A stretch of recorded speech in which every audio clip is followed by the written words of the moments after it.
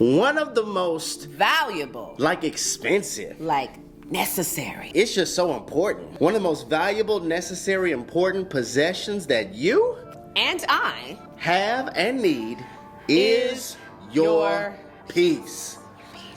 Your peace. Like, is there anybody like, listen, I recognize I'd rather peace than company. All it takes is one unhealthy relationship. That's all. Just one. Numero uno.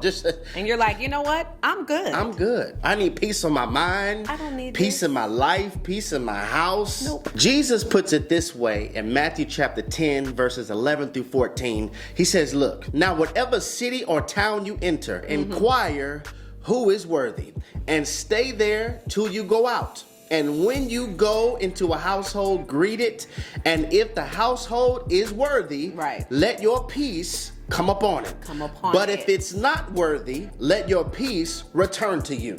And whoever will not receive you nor hear your words when you depart from that house or city, shake off the dust from your feet. So Jesus is like, listen, there are two qualities that you and I are going to need if you want to maintain healthy soul care maintenance. Number one, wherever you go, make sure you take your peace with you. Maybe this is why we're struggling so much, because we left our peace somewhere. Maybe you left it in 2017, 2018, or in childhood, or in a relationship, or in a situationship. Where have you left your peace? He said, listen, whatever happened there, if you want to have soul care maintenance, is you have to learn how to take your peace with you. And the second thing he said is, listen, if they don't receive you, the mission, the calling, the mandate, your original self, your identity, if they don't receive that which I have put on your life for the exclusive purpose of advancing my kingdom, if they don't receive you, shake it off. Shake it off. You got to see if they're worthy. And isn't that what it says? See if they are worthy of your peace. So is this situation worthy of my peace? Is this person or relationship or friendship group worthy? Are this worthy of my peace? Because the show keeps stealing it. Every time I get around this person or go to this place, a piece of my peace is left there. There's a piece of my peace, that leaves. This isn't worthy of my peace. Sometimes we forget that peace affects pieces. When my peace has been robbed, or my peace, I haven't taken that with me, it affects a piece of my mind. Because peace affects pieces. It affects your emotions. A piece of my emotions. It affects a piece of my esteem. A piece of my health. A piece of my sweet sleep. Listen, in verse 14, Jesus tells us to shake the dust off of our feet. Shake it. Why? Because he's forwarding you somewhere. You are his letter. And y'all, he has signed you with his purpose. Come on. You are signed with his purpose. And he does not want to take you to this forwarded place and have that dust from your former place. Right? He wants you to be in the forwarded place. And he doesn't want you to have that dust from the former place. So that's why he's like, shake that off. Shake it off, because I'm forwarding you somewhere. Shake it off. You're my letter.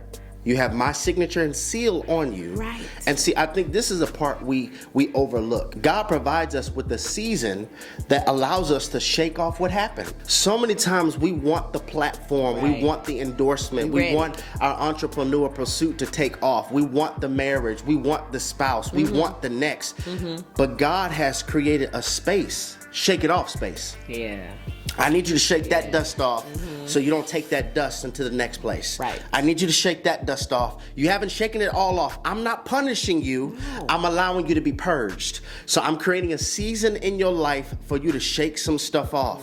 So that the next place, the forward place, is not experiencing former dust. Come on. And I know someone may be watching and you're like, man, I'm not watching this. Y'all don't know what I've been through. Talking about shake it off. Shake it off. Shake it off. Easy Just let it go. It's easy for you to say. You don't know what they put me through. You don't know my past. You don't know how much they hurt me. You don't know what they said to me. And you're right. I don't know what happened or what you've been through or what that person did to you. But I do know what not shaking it off will do to you. I know that resentment will be there. I know that bitterness will be there. I know that unforgiveness will be there. I know that a whole lot of stuff can brew on the inside of you that's unhealthy. I know it can affect your health. I know it can affect your weight. It can affect your hair loss. It can affect your body. Yeah. I know what not shaking it off will do to you. There's no healing in blaming. Nah. Blaming is not the fertilizer for your healing. Nope. But rather it is the umbilical cord for your bitterness. We may not necessarily know what happened to you, but we do know what not shaking it off will do to you. Yeah. I do know what a fractured soul will do to you. And so this is something, not minimizing your dust. No. But this is highlighting, if you don't shake off that dust, if you don't embrace the season, if you don't learn how to applaud yourself for who you're becoming versus shaming yourself for who you have been, if you don't know how to stand in this season and recognize, I'm not surrounded by closed doors. I'm in a dressing room. All doors are shut because God is purging me from what happened. God is helping me shake it off. Yeah. You do know the word sift means to shake. When Peter was having this conversation with Jesus, Jesus was like, listen, Peter, the enemy has asked to sift you as wheat. Yeah. But sift means to shake. He's saying the enemy has asked to shake you up. Right. The enemy has asked to shake up your peace. Right. But the devil's so stupid though.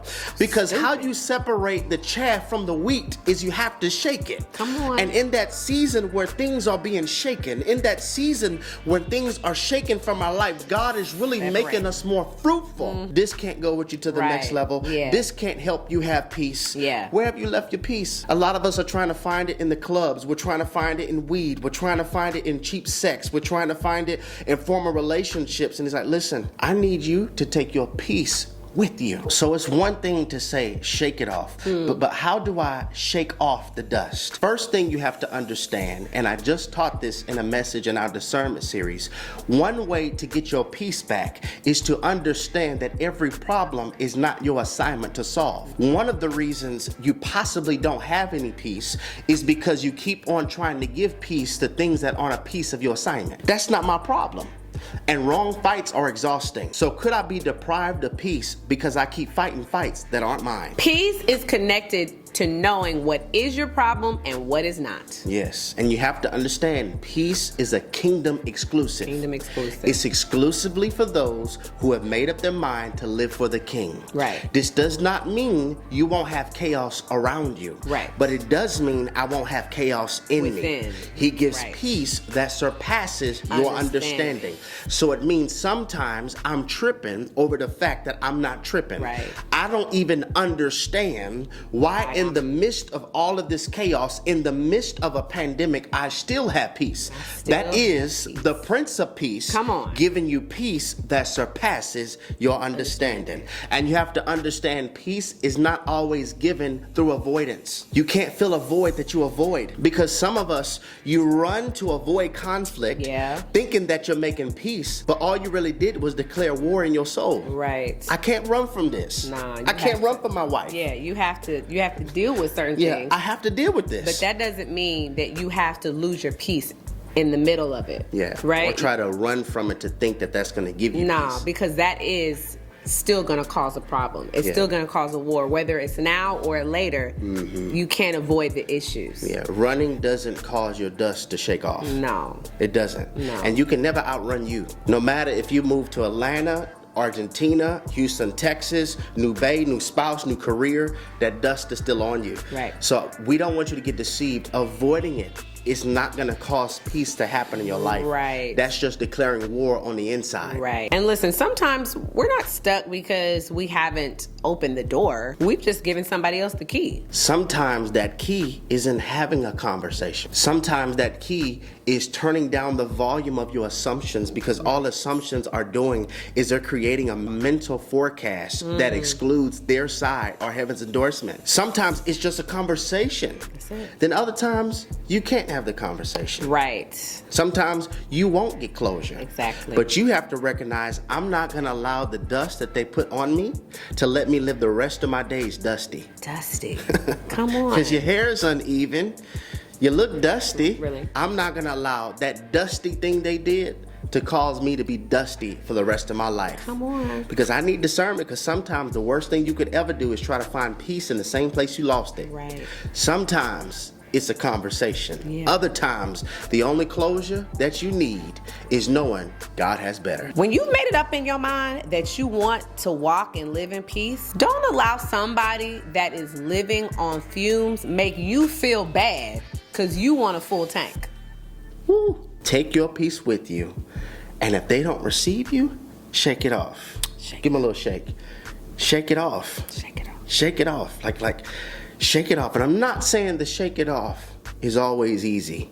And that's why God puts us in a season where you have shake it off space.